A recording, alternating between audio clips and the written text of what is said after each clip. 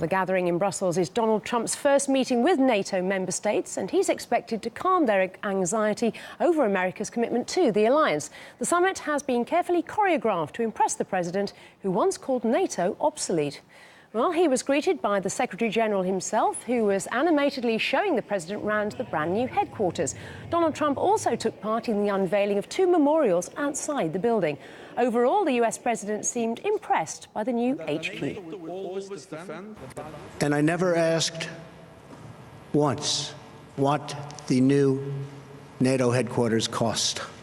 I refused to do that. But it is beautiful. Well, the actual cost of the headquarters is no secret, $1.2 billion. And money turned out to be a key issue at the summit, as Anastasia Cherkina reports. Donald Trump didn't really say much publicly during and following his several meetings taking place here in Brussels throughout the day. But when it came to the NATO leadership meeting, he jumped right into what he knows best, and that's money, really channeling his inner business tycoon. And he had a message that he really wanted to bring home to the other leaders.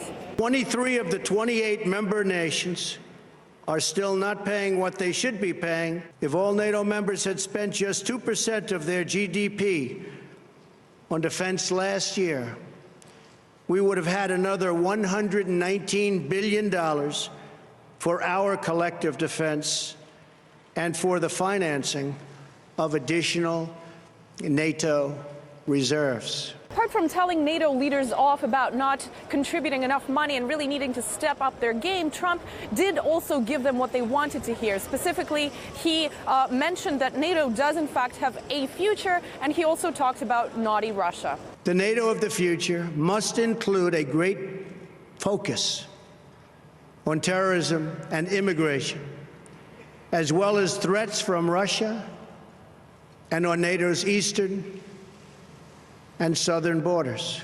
Let's keep in mind that all of this unravels at the 9/11 memorial at the new NATO headquarters, and this is quite symbolic in the sense that NATO leaders here in Brussels have been waiting impatiently and anxiously, it could be said, to hear Trump mention Article 5 and really say that he supports the whole general idea of NATO as an alliance, which really at its core has the issue of collective defense, which is all about Article 5.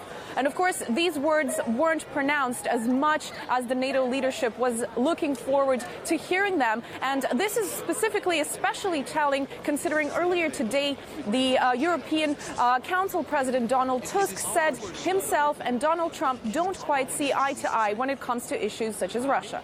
And I am not 100% sure that we can say today, we means Mr. President and myself, that we have a common position, common opinion about Russia. Well, clearly lots more to still be discussed, even though obviously NATO leaders are trying very, very hard to impress the U.S. president on his visit here.